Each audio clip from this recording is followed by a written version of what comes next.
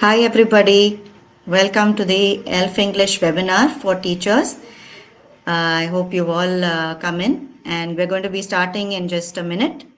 So in today's session, we're going to be giving you a lot of tips and techniques that you can use in your classes for both reading English as well as speaking English so that children can start reading English easily, fluently, and they can speak without fear. So this is something that we're going to see in this webinar session. We hope it will be useful for all of you.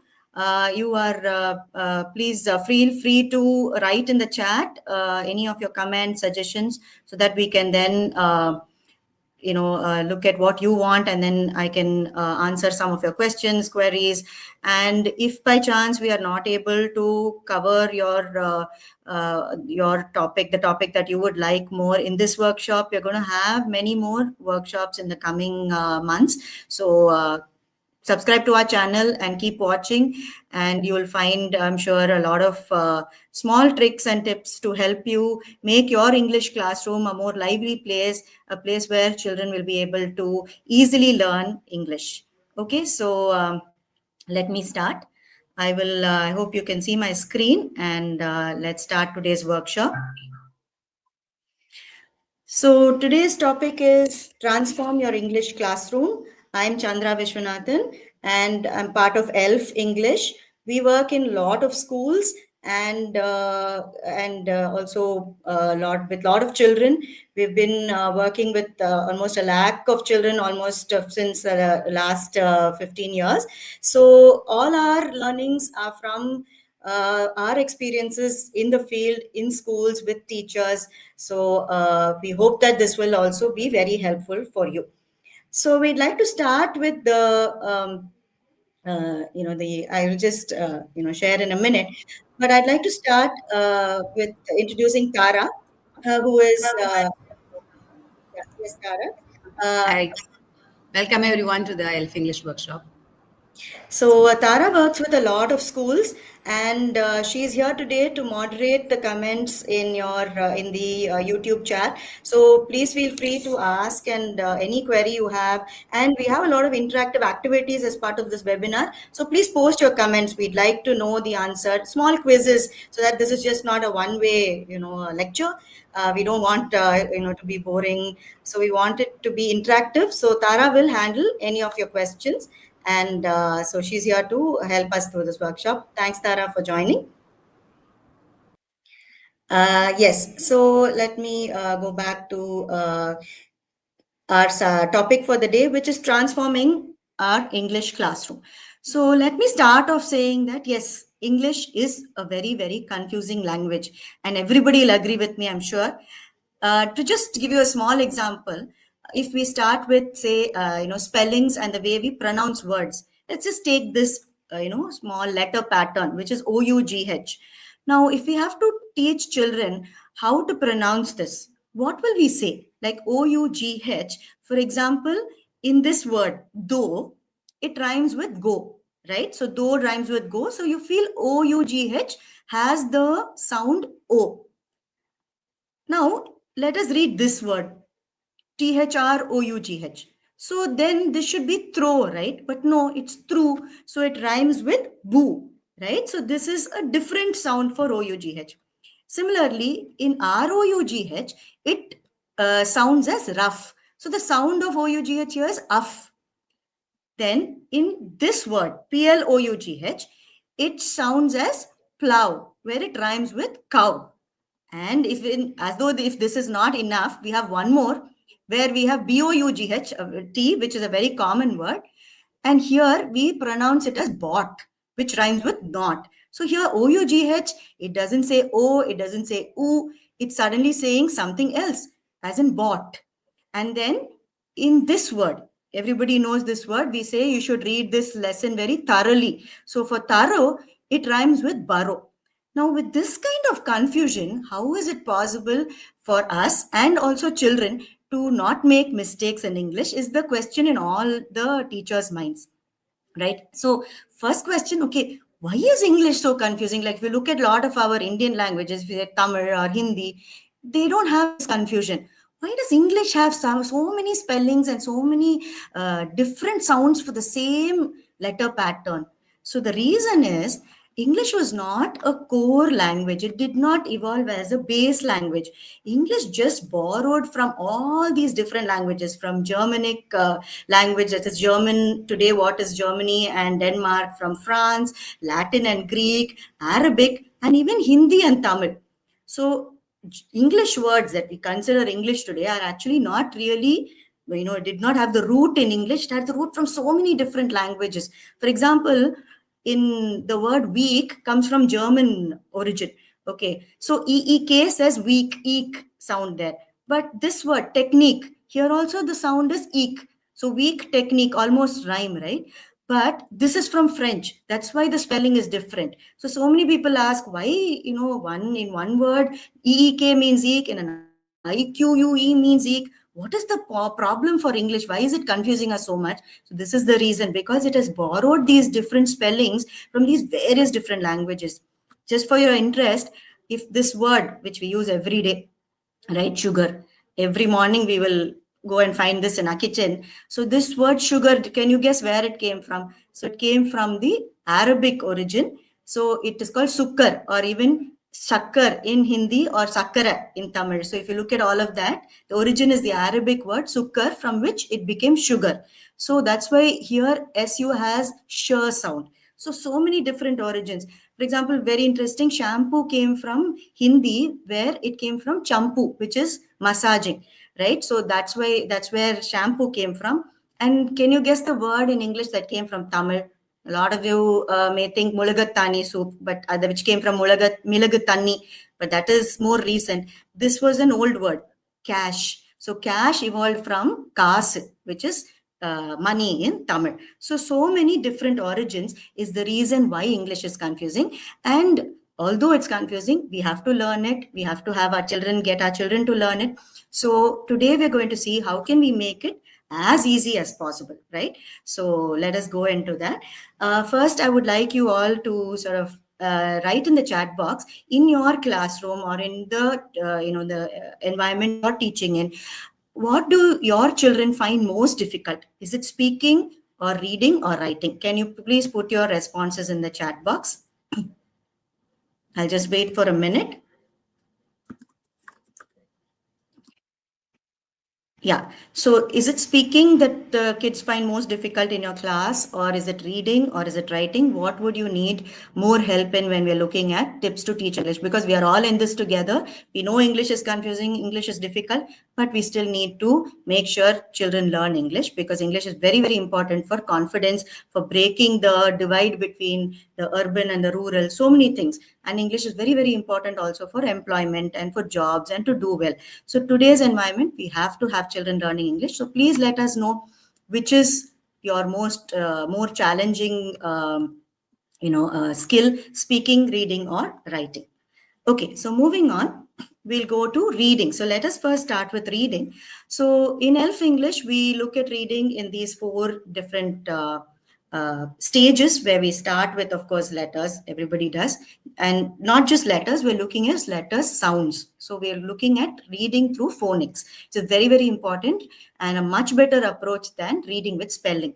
So reading with phonics is useful because children will be able to then read very easily on their own once they learn the sounds of letters.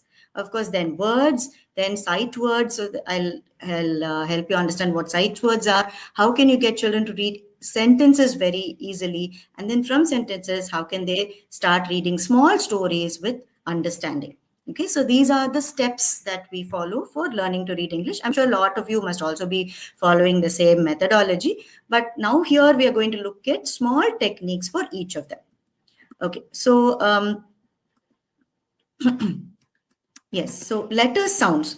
This is the first step for learning to read English, right? So earlier we used to learn through ABC. Now we are learning letter sounds. So for example, we have this video. I am not playing the video here for you today. We have it on YouTube in our channel. After the workshop, once you can get in touch with us, and we will send you the link for this video. So in this video, we have actions for every sound. So for example, we'll have an action associated with the sound for A. That is A. So as apple. So A. A says A. B says B. C says K. D says D. And so on. So when children learn with actions, the most important use of actions is that they'll never forget the sound. So we see a lot of kindergarten children, first standard children who are just learning sounds. When they're learning it, and we ask them, okay, what sound does G make? They'll quickly first make the action. Oh, it's G, G, G, G. So G sound. So first they remember the action and then they remember the sound. So actions help children learn the sounds very, very easily. So when you want to teach phonics, the first step is learning the letter sounds. And in the letter sounds, we have to teach the phonic sounds of each letter, because there are 26 letters and then there are going to be many more sounds after that. We have to teach those 26 letter sounds with actions. So when we do that, then it makes it very simple and easy for children to remember. Okay. The next step, sorry.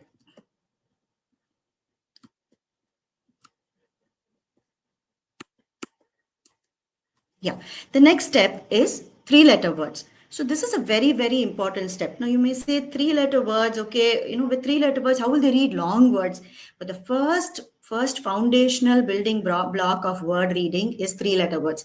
Only if they get this right, if they get it through phonetics and they get it through by blending sounds, then they will be able to read a long word. I'll show you how. So first, what we do in ELF is we ask them to learn these two letter sounds together. Like A, B says ab, and ad, and ag, and am. So this is how we do it. Am, then eb, ed, egg, M. Now, some of you may have encountered phonics programs where they read a, b separately, right? And then put it together. So for cat, they say k, a, t.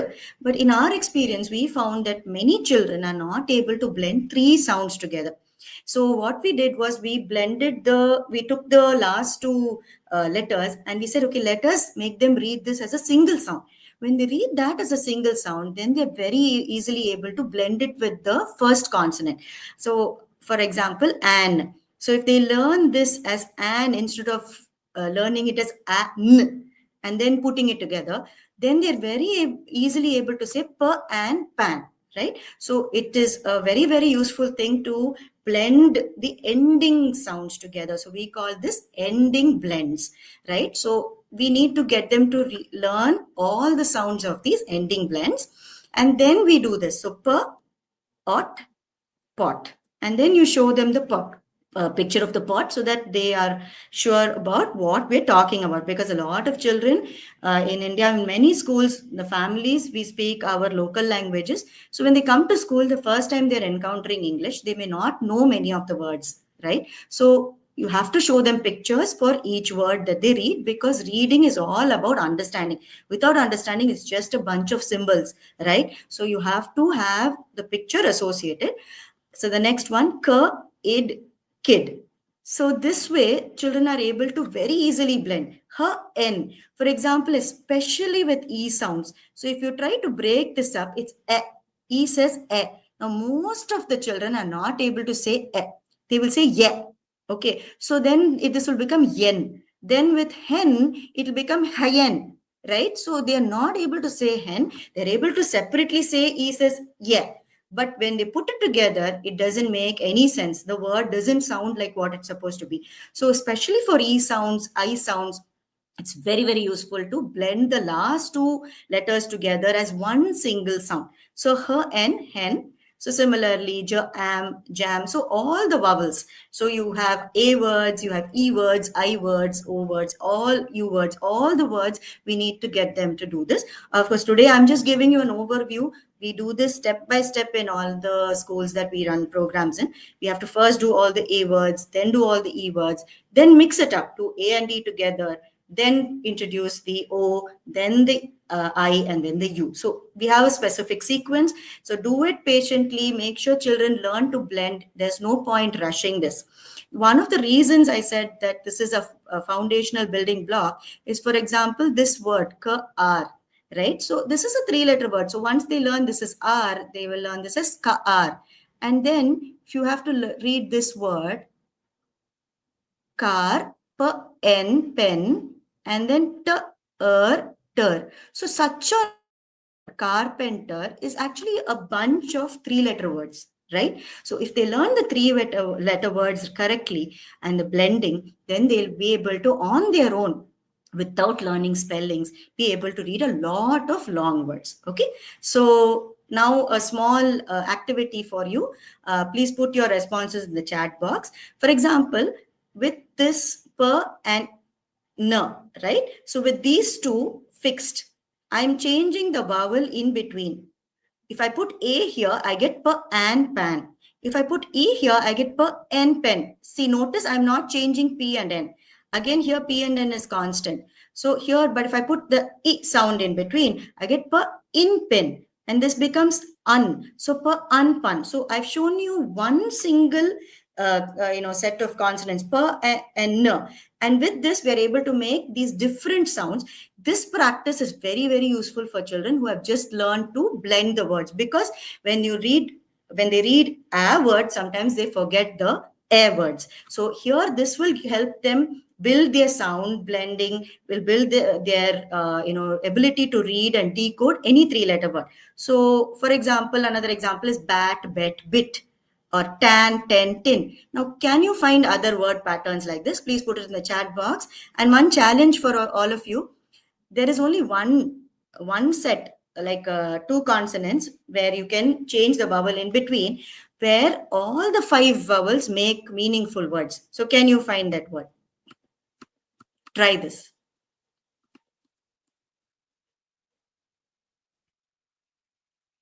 Can you find that? Can you post some of your responses on the chat?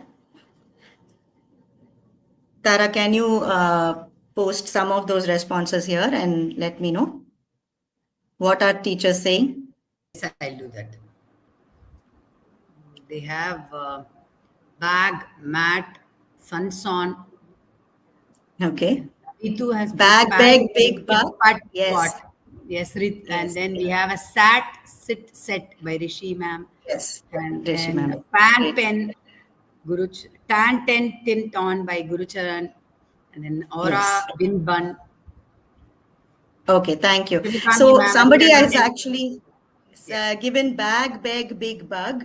In fact, that is the answer to this question. That is a meaningful, all 5 are meaningful. In fact, bog is also a meaningful word. Bog is like a marshy place, like a swamp, where it's a wet sand. So bog is also a meaningful word. So bag, big, bug, and bog. So B and G combination has all the 5.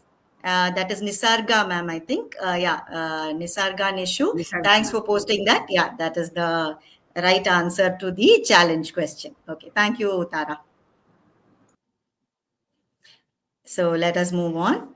And next, so after 3-letter words, you can't read sentences unless you know something called sight words. Now, you would have all possibly encountered this term, sight words. Let me just quickly go over what it is. So why are some of these words called sight words? So these words, they appear frequently in the text. So in any storybook or any textbook, anything, you just open the page, right? You'll be able to see this word, these kind of words coming again and again. And definitely you will not be able to make a sentence. Very rarely you'll be able to make a sentence without these kind of common words, right? Commonly occurring words. And some of these words will not follow any of these phonic sound rules that we teach children, right? And these are words that children must be able to read by sight, like this, in a flash, okay? Like, for example, the, each time they can't be spelling it out or sounding it out and then saying, okay, this is the, so it has to be the. It comes so often in so many sentences that when they see it, it's like seeing a picture of a rose, they should be able to say rose. Seeing a picture of a ball, they should be able to say ball. Like that, seeing the picture, almost it's like a picture recognition. They see the, they should be able to say it is the. So this is what sight words are. Now, a very nice technique for learning sight words. For example, even this word, where, is a sight word. right? So this is a good technique you can try out with your children. So now they have to learn this. Now this has to be learned through spelling. You cannot sound it out, okay? So WHERE, they have to learn. Now, a lot of times you make them write it 20 times, 30 times. It's very boring, and sometimes children get very tired doing this. Some of the small children don't want to write at all. Ask any teacher, any parent of small children, they'll all say, my child likes to do any other thing, but when I make them sit down to write, they just run away, right? So this is one technique. So this is called look, say, cover, right? So first, ask them to look at the word. So they look at this word where, and they're trying to learn the spellings. They have to say it. So they look at it and then they say WHERE, where. Then you cover the word. So for the purpose of the video, I'm just taking it off. So you cover the word with your hand, or ask them to cover it with their hand, and then they write it down. After they write it, they uncover the word and they check it again. So this is something, a very, very useful activity they can do on their own also, because the word is already there. They are just checking what they're writing. I'll take one more example. Because. So first look, then say, PECAUSE, because. Then cover, take it away, and then write it. After they finish writing, now check it. Check if your spelling matches the initial spelling that you looked at initially. So look, say, cover, write. Do this like a chant in your school. Every day, you can have 10 minutes or 5 minutes even of your classes, whether it doesn't matter whether you're an English teacher or a maths teacher or whatever it is. For primary school, words are very, very important. They're just learning the language. So look, say, cover, write is a very important technique that you can use in all of your classes. So spend 5 minutes, get all the children to say, okay, now put on everything else and let us do look, say, cover, write. Write a word on the board, ask them to say it, then maybe you can cover it with a paper or something like that. Cover it, ask them to write it, and then check it. So look, say, cover, write helps children learn sight words very, very easily. Now, the next stage is to go to sentences. Right? So now in sentences, the common mistake that we make, like not just as teachers, even in many books, if you see, they'll have like sentence reading, they'll have this. First, they'll have, I have a bat, then have my pen is red, and then is it in the den? Yes, it's good in the sense that they have used very short words, small words, they've used familiar words and all of that. But the problem with this is each of these sentences is completely different. Now, my pen is red has no connection with I have a bat, right? So for the child, every time a new sentence is given, it's a new activity. It is something they have to put more and more effort. Now, one thing you have to realize that now we have learned to read when we were very small. We forgot how difficult it is, right? Now, when we look at kids, you have to remember that for them, every word is a new task, a new thing to decode. So how can we help them? How can we repeat the word? So very, very important is word repetition. Repeat, repeat, repeat. I think this is a very, very good mantra for all of us in primary school to keep in our mind that whatever we do, we must just keep repeating so that it makes it very easy for children. Not just get children to repeat. A lot of times we say something, ask children to repeat. That's not what I'm saying. What I'm saying is that we must repeat so that it helps them learn quickly. I'll show you an example of what I mean.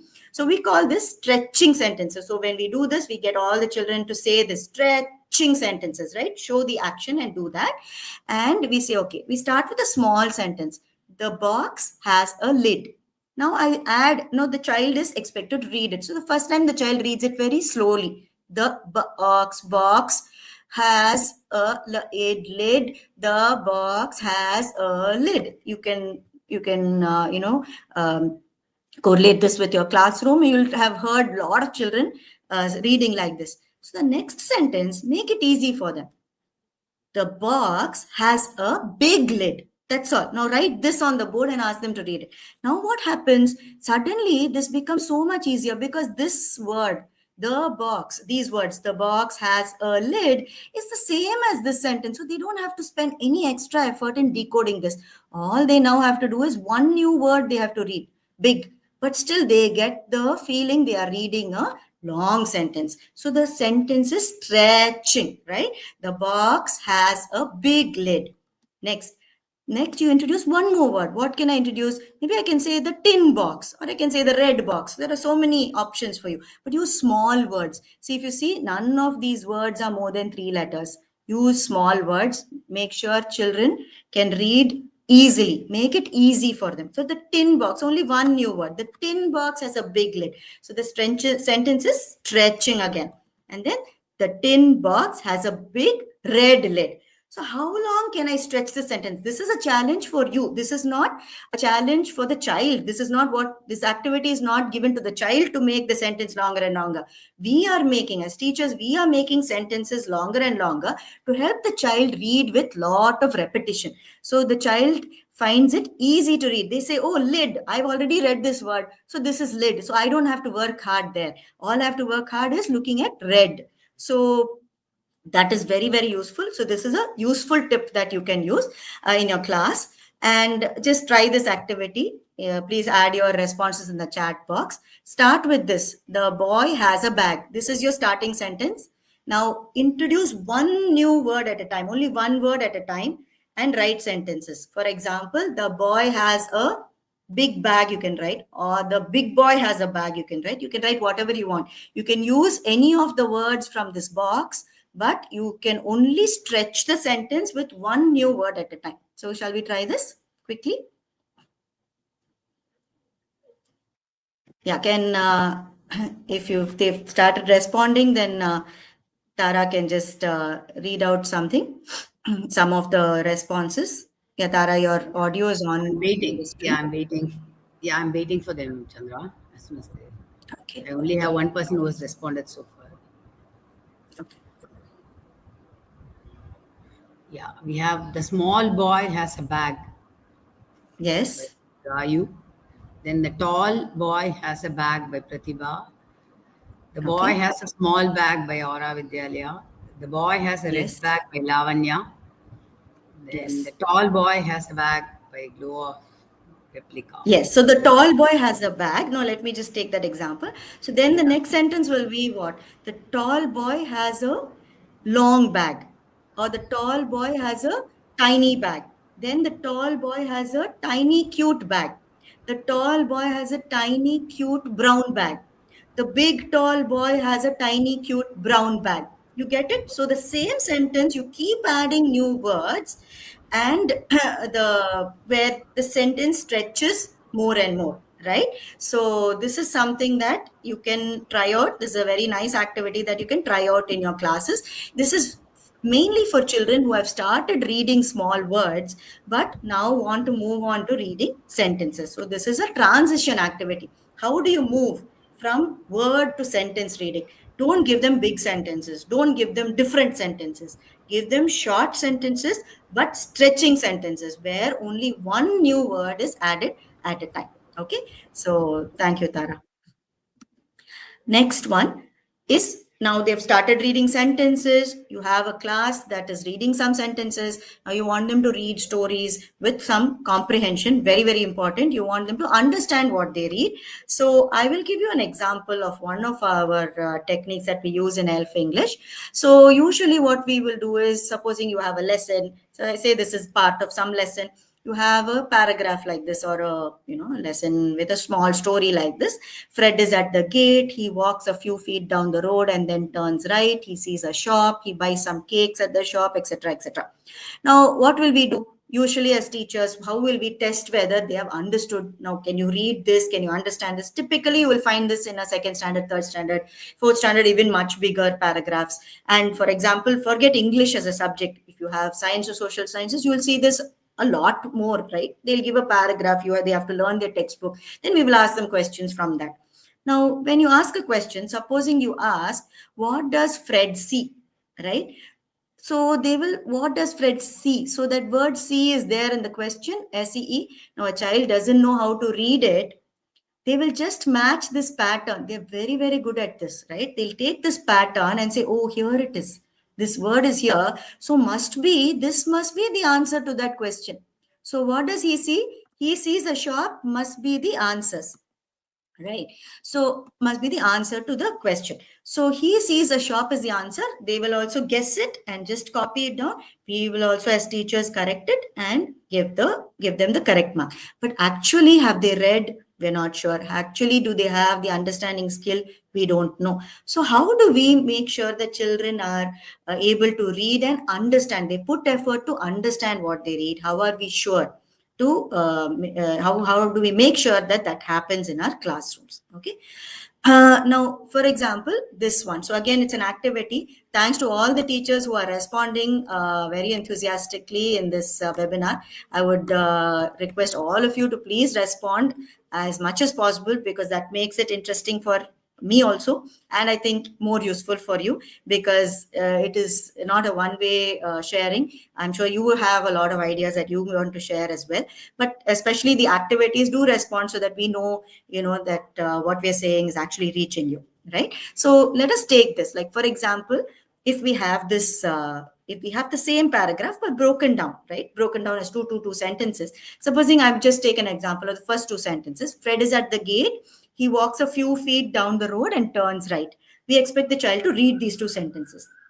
Now, we ask the question, where is Fred now? So, is the red dot the place where Fred is? That is here, right? The red dot is here. I hope you can all see it here, right? The blue dot is here and the green dot is here. So, from these two sentences, can you tell me, does the red dot represent where Fred is? Does the blue dot represent where he is, or does the green dot? Where is Fred? Is he the red dot? Is he the blue dot? Or is he the green dot? Can you please respond? Yeah, so if anyone responds, please let me know in the chat. Yeah, Tara, your audio is here. So if anyone responds, what do teachers Mayurika saying red, Ritu says Yes. blue, and then Okay. we have a lot of red dots. Mayurika red. Lot of red. Okay, okay. Okay, thank you, Tara. So, yes, so Fred is at the gate. So if we had stopped with that sentence, your red dot would have been right, because he is here at the gate. But what did we do? We added one more sentence. He walks a few feet down the road and then turns right. So only if they have understood the second sentence. So that means Fred has come from here, right? Has come from here and he has turned right here. So that means he is here, the blue dot, because he has walked a few feet down the road and turned right. So the blue dot is the right answer. But thanks everyone for responding. I think it's very, very important whether you got it right or wrong to actually just try the answer. But why I'm telling you this is not just to, give you an activity to do, but to show you that comprehension or understanding is built by these kind of activities rather than just by asking questions. Because by asking questions, they can just pick up the sentence from that paragraph and just write it down. They need not even actually read the sentence fully. They need not understand the sentence. Okay. I'll give you one more example. Now let's try this. He sees a shop. He buys some cakes at the shop. He runs a few yards and the road bends to the left. So now where is Fred? Is he the red dot, the blue dot, or the green dot? Which is Fred? So is he here at the shop, or is in the blue dot, or is he here, the red dot at this part of the road, or is he the green dot? So what does he say? What does the paragraph say? He sees a shop, he buys some cakes at the shop, he runs a few yards, and the road bends to the left, right? So what do you think is the right answer? Which one is Fred, the red dot, the blue dot, or the green dot? Yeah, Tara, I'm waiting for answers. Blue dot, green dot, red dot. Oh, all the answers are. Yeah, all the answers are come. Okay. Okay. Thank you. Thank you for responding. Yes. So where is Fred now? The answer is the red dot. But why? Because he sees the shop. So at that point, if you stop reading, then you will mark the blue dot because the shop is here. But the second sentence says he runs a few yards. What is yards? Yards is like a meter, right? So he runs a few yards and the road bends to the left. So here the road is bending to the left. So obviously he is the red dot. He cannot be the green dot because the green dot is somewhere else. So this kind of a thing. Now this is a little bit more, little tougher for smaller kids, but you can come up with your own paragraphs that will make sure, and activities that will make sure children have understood. right? So we will do role plays later, which I will show you, where you can also get them to role play the paragraph that they have read, so that that becomes very clear then that they have understood the meaning of the paragraph or story that they have read. Okay, now let's go on. So this concludes the reading techniques part of it. We have a lot more, and there we can keep talking. It's a deep well in which an ocean of stuff we can keep going into in terms of reading skills. But something that we have to very clearly, I think, keep in mind is that English is a confusing subject. It has to be dealt carefully, step by step. Phonics is the way to go. And you have to make sure that at every step, we follow the right techniques so that children don't get confused. Because with Indian languages, this confusion is very, very minimal. But with English, there's a lot of confusion. And once we let it go in the primary school, it's very, very difficult to catch up in the middle and high school, because by then there is too much of volume in all our lessons. They don't have time. But this impacts all the subjects. So if you look at any history teacher or geography teacher in class 9, class 8, they're all worried that children are not able to read and understand, read fluently and understand. So what primary teachers and as parents of primary school children, of young children, what we can do, the biggest gift we can give to our children is fluent reading. I think that is something for all of us to try for. Okay, so the second important skill is speaking, right? So obviously we want children to speak in English, but in our country, the reality is a lot of children come from backgrounds where families, in the family, they speak their local language, their mother tongue, which is the way it should be, right? But how do you suddenly then get them to speak a new language? So you have to, here also, we have to remember that we have to go step by step. And here, the biggest block, I think, is the fear of making mistakes. So English is not difficult, but English is very scary now for our children, because we have somehow developed a culture that English means we have to correct the mistakes. Because usually when we think of English, what do we remember from our school days? We'll remember grammar class, right? And in grammar class, when we think of grammar class, we'll remember a lot of red marks in our book. So all of us were scared of grammar at some point of time, and that later became a fear of English itself. And definitely while speaking, we have a much, much bigger fear. We feel that unless we speak perfectly, somebody is going to laugh at us. Somebody is going to tell us we are wrong. But here, the most important thing is to just try to speak. Like, for example, if my mother tongue is Tamil and I go to Hyderabad, I have to learn Telugu. But when I learn Telugu, I need to make sure that I start speaking, whether it is right or not. But with Indian languages, somehow we are able to do that. But with English, I think this fear of English blocks has made sort of a lot of mind blocks in both our adults as well as children in school. So first thing is to remove the fear of English, and I think that is something which is very, very important when we look at speaking in English. Okay, so some techniques we have for you very quickly in how we can help children speak without fear. I'm not saying speaking without mistakes. That is a different thing. Right now, we want them to start speaking, whether it's correct or wrong, just start speaking, say something, right? Only when we start, then only we can improve. So one thing to notice is here, what I've written here is that English is a language. We have to treat English as a language and English, not English as a subject. So a lot of times in school, we feel, oh, English is third period. English is fifth period. But English is not a period. It's not just a subject. English is a language. But we don't feel that for a lot of our languages. We feel that, oh, I should learn to speak better in Tamil so that I can say something. I should learn to speak better in Hindi so that I can express myself better. If somebody calls me and asks me something, I should be able to answer. That's how we think of languages. But somehow when it comes to English, we're always thinking, oh, it's English as a subject. I have to have my textbook. I need lessons. English is a language. I think more and more we treat English as a language and not a subject. I think the better children will also be able to grasp it. So we have these 4 different, I would say, techniques which we use to make English very enjoyable, fun, interactive in the class. So the first one is ask and answer. I will take you through a small glimpse of each of this. The second is pick talk. The third is sequencing. The fourth is role play. There are many more, but I've decided to just focus on these 4 for today.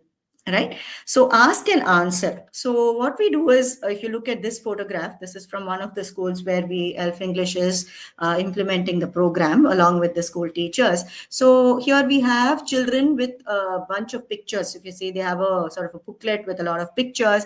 They have pictures and they're sitting in a circle and they ask each other questions and they try to answer them. Now you might say, yeah, I also, we've done this and we always ask questions and get children to answer.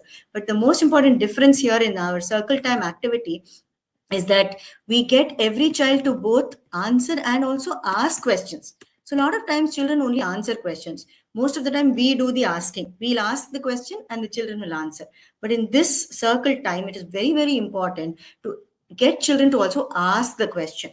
For example, and then not just any question, because if you tell them, okay, ask anything, then nothing will come out of their mouth. In fact, they'll become blank, right? So they'll say, what, miss, what should I ask? And they'll say that in their local language. Enna miss kekano, kya puchna hai, what should we ask?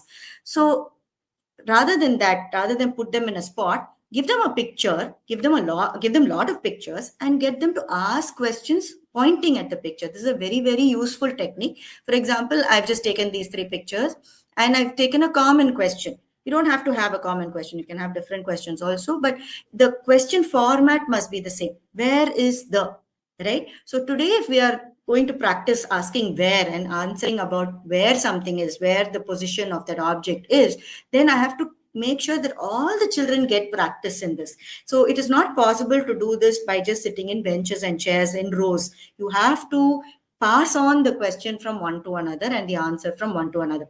So where is the cat? So the answer here will be the cat is in the bag. So then the second child asks the third child using this picture. Where is the cat? The cat, so the third child says the cat is under the chair.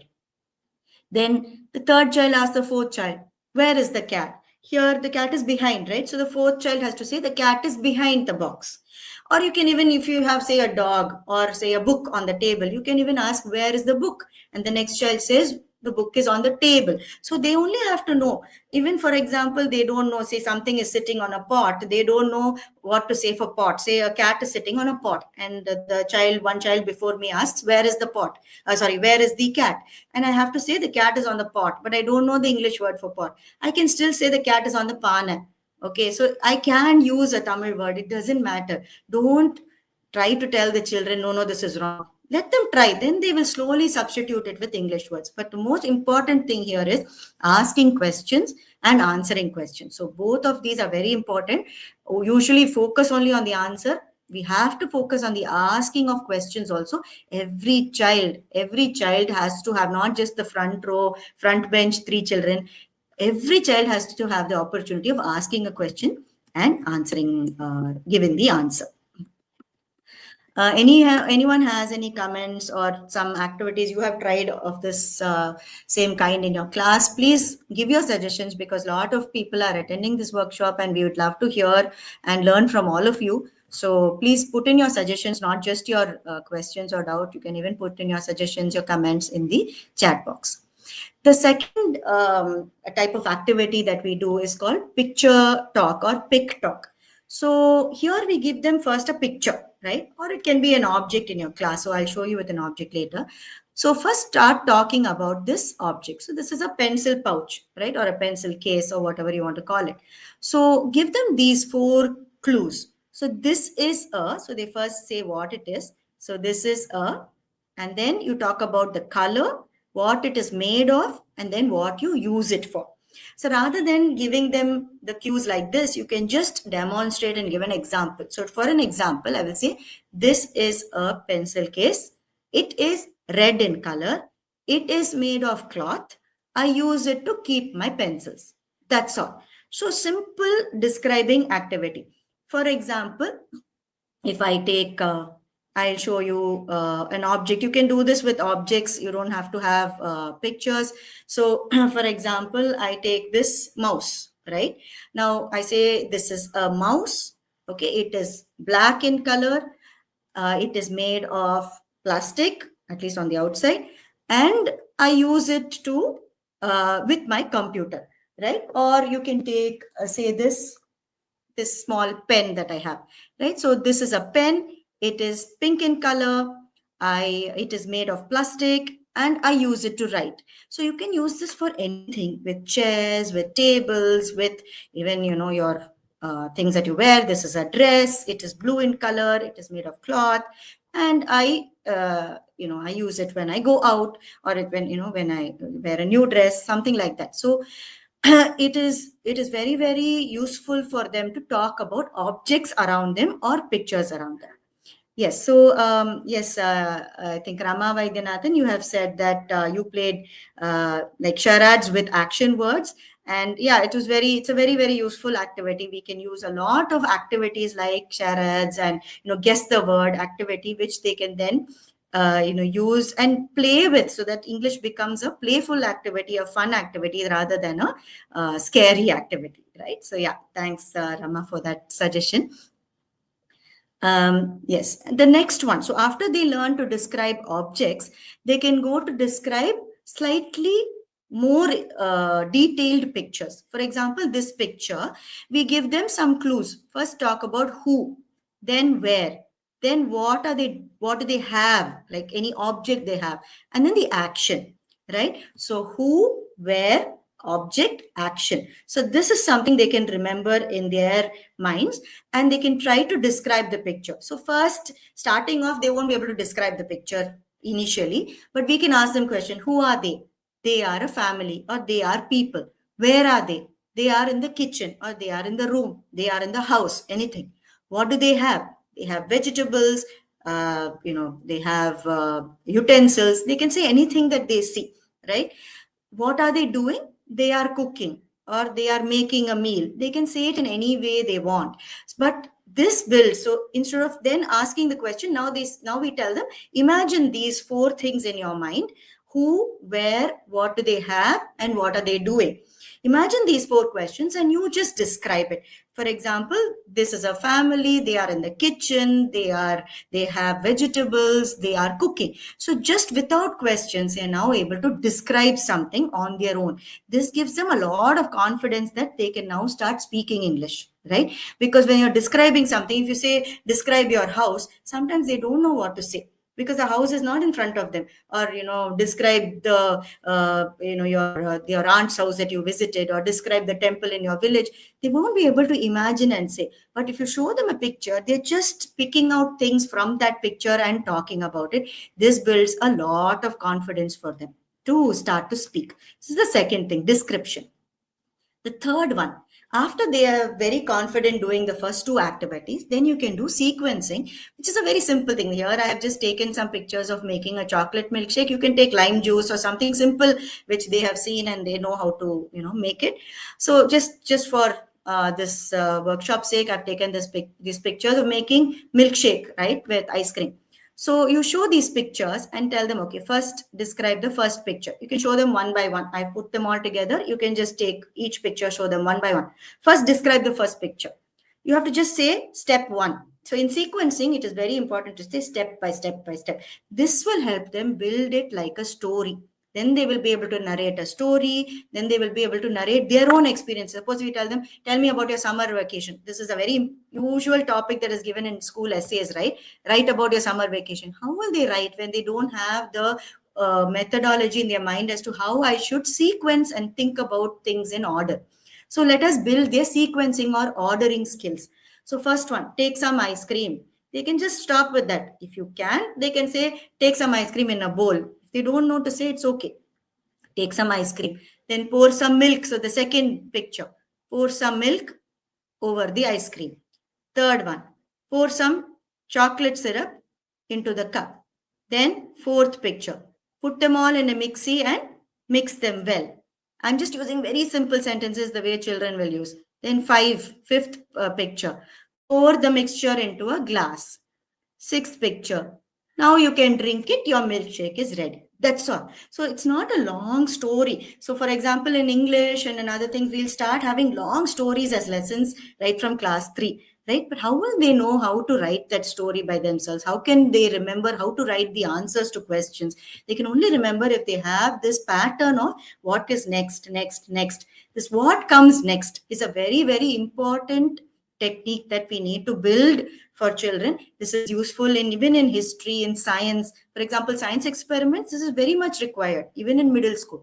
In history, it's required even in class 10, because if they have to remember what happened in a particular year or in a particular dynasty or in a particular country or in a particular revolution that they French Revolution that they're learning, they have to know how to say, first this happened, then this happened, next something else happened, and finally this happened, right? So so this is something that is very, very useful for us to try out in our classes. All you need is a bunch of pictures. I'm sure many of you will have access to some kind of computer or smart board. So you don't even have to print all this out. Just put it on one slide. You can just take the pictures from a Google search, put it, and you can try this activity.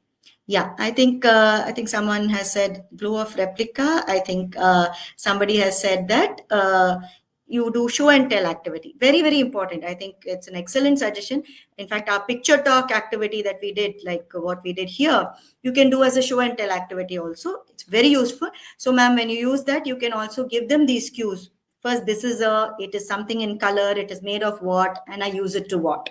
This is something that you can use for children who are hesitating. Those who are speaking well, no problem. But those who are hesitating, you can definitely use this. And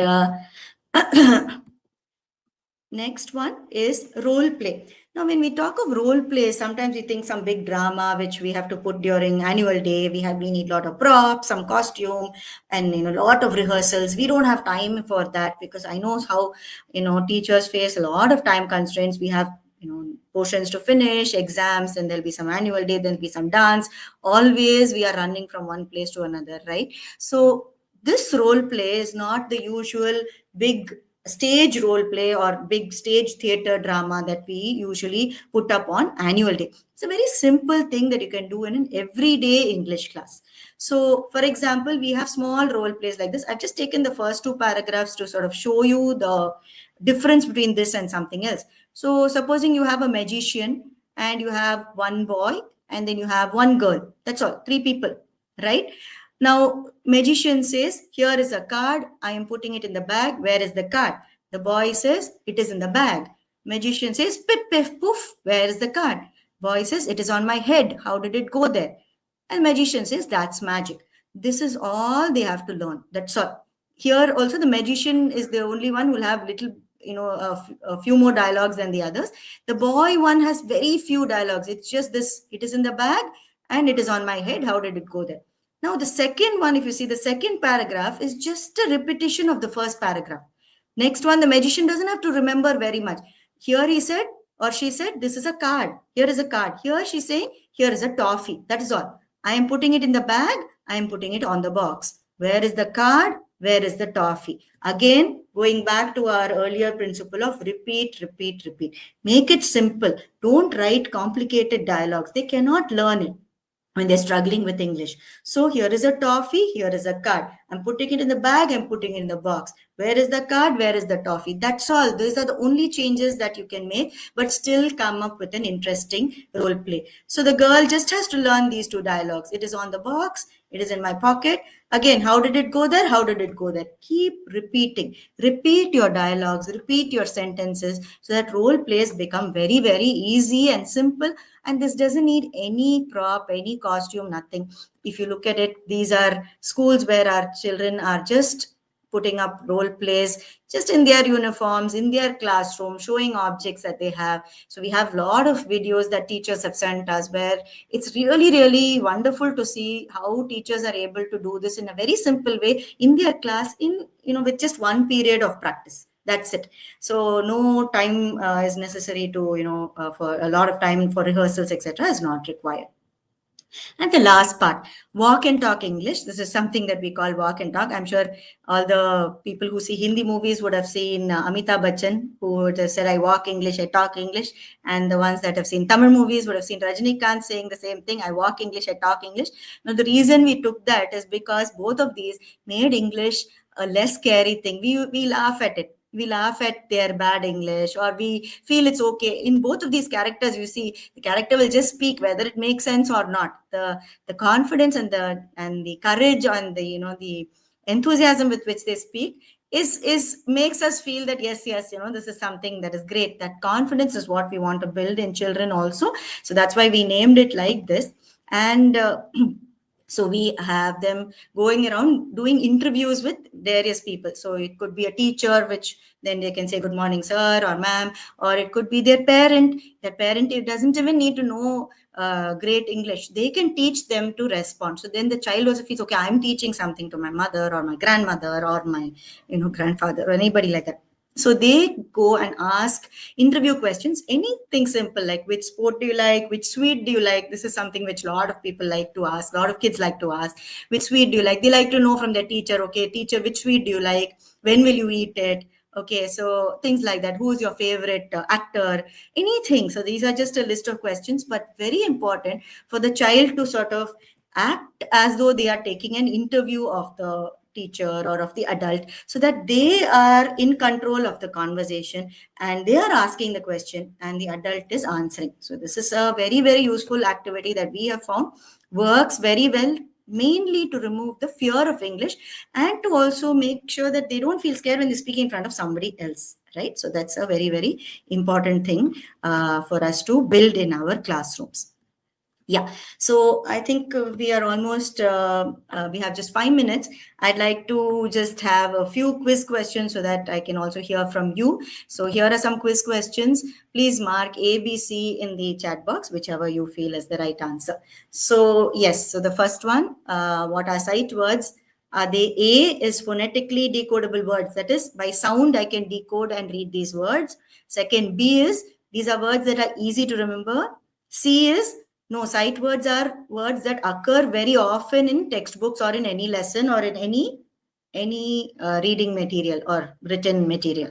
So A or B or C, which is the right answer?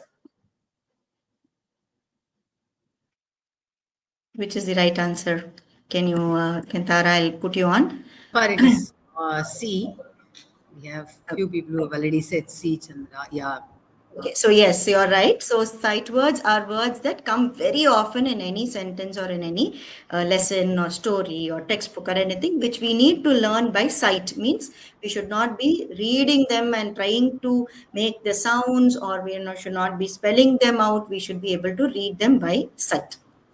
The next question for all of us here is, pick the odd one out. So one of the words in these sets has a different ending sound. So that is, they don't rhyme. So in set A or set B or set C, in which set of words, one of the words has a different ending sound? Can you tell me A or B or C?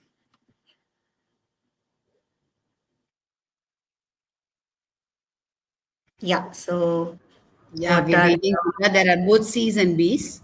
So we'll just wait for a minute before they. okay. There are both B and C. B and C. Okay, so let us try saying it. So this, you have to say it. So you can give these kind of questions for your children also. So the first set A is pay, stay, pray, right? So this, all of them have the same ending sound. We're looking at ending sound. A, pay, pa, a, sta, a, ra, a. So pay, stay, pray all have the same ending sound. So this is not the right answer. So I'm sorry, I shouldn't put a tick. I should remove this. It's not the right answer because all of them have the same sound. What about, I'll first take C.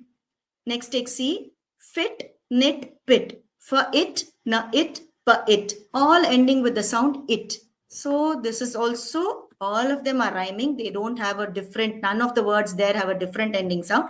Let's try B. Set B is la o, lo, ka au, cow. Sna o, snow. So obviously here la o, OW is following the O sound. Here also in snow also it's following O sound, but in cow it's following the OW sound. So B is the right answer. This is the odd one out, where one of the words did not follow the same sound, ending sound as the other words. Okay, the next one.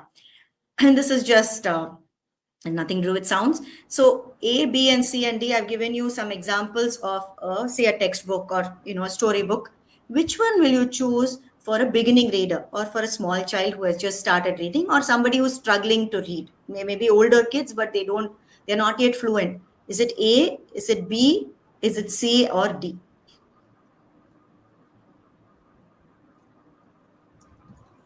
And you can also give the reason why. Yeah. If anyone responds, let me know, Tara. D, B. D and reason. Okay, B. Some people are saying B. Okay. Okay, One so more it's mostly D. B or Yeah, okay. it's either D, B. Yeah. Okay, so now let us see what it is. The answer is D.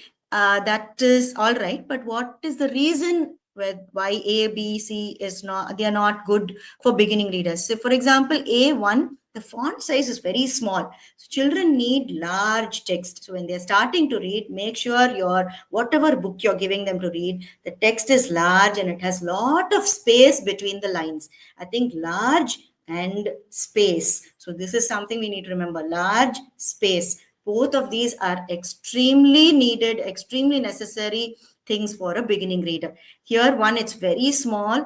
There is no space between the between the lines in all the three, A, B, and C. But here, if you see, look at this sentence. Once on a rainy day, I went outside my house and I was amazed to see a beautiful, colorful rainbow across the sky. Such a long sentence. Very, very difficult for a beginning reader to read and remember and understand this whole sentence. So when you're writing for beginning readers or you're choosing a book for your child or for your students, make sure, like B is good that way. It has small sentence, short sentences. It was a rainy day.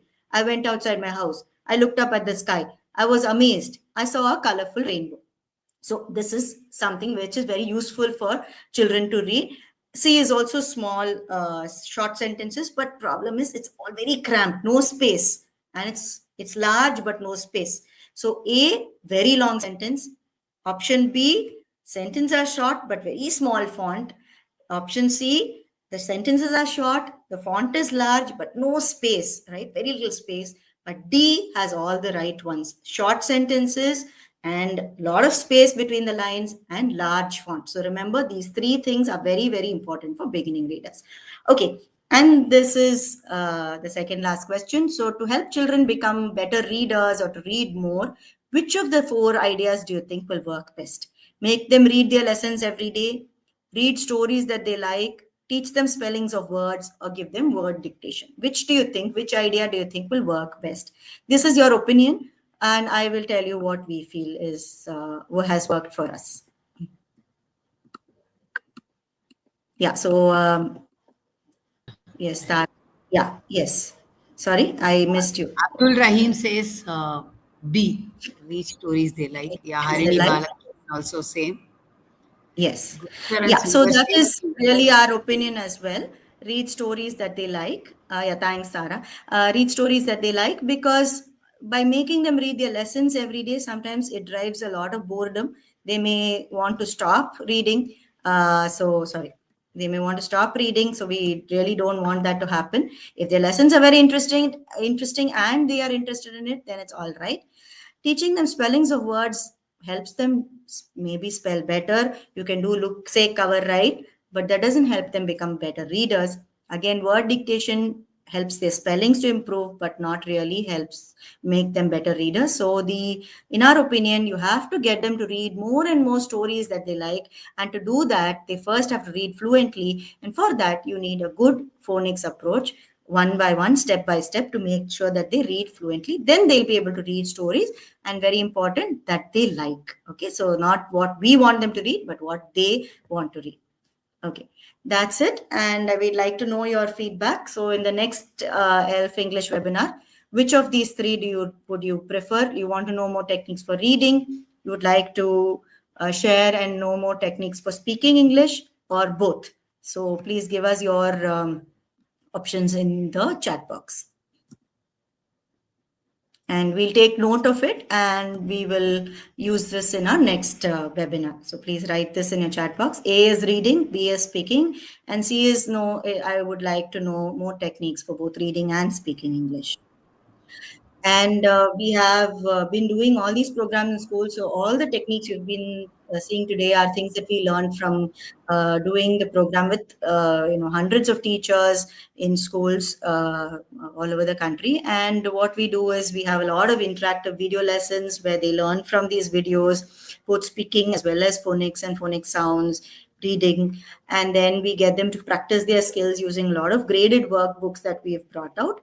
And then we measure their progress with assessments, with events, with a lot of fun activities. Assessments are not just boring tests, but a lot of fun activities that we do, where we have events in the school that brings out their progress, their skills that they have learned. Okay, so thank you very much for joining this workshop. And if you have any queries, please reach out to us. Please put in your phone numbers or contacts in the Google form that has been pasted. I hope that's working. The link. Yeah, Tara, can you switch on your video and also let us know if the Google form has been posted on the link? Yes, the Google form has been posted and it's working. Okay, so teachers, please add your contact number so we can share more. We have a WhatsApp group where we keep sending you ideas for your classroom, and you can share, any of your ideas. We can be a sort of a network of teachers who are, with the aim of helping our children learn English in a fun and enjoyable way, and making sure that everybody learns English, because this is something very, very required. So please put in your contacts in the Google form, don't forget. And about the certificate, maybe Tara, you can explain. Yeah, so we have shared the link with you. Please click the link and fill your attendance, and e-certificate will be shared with you. And also, for any other queries, Chandra, we will be putting the number on chat. You can reach out to that number. We will put contact numbers on our YouTube chat itself for you to reach out to us anytime you feel like it. Yeah. So English with Minku, that is our channel. So please subscribe to it, and we will start posting a lot more of our content videos also over there. So please subscribe to it. Minku is our monkey mascot, which will, so children love to learn from Minku the monkey. The videos all have this character that comes and introduces a lot of the sounds, how to speak, etc. So children love to learn from it. So whether you're a parent or a teacher, do subscribe to our channel, and I'm sure that we can learn a lot from each other. Okay, thank you. Thanks. Bye bye. Thank you. Thanks, everyone.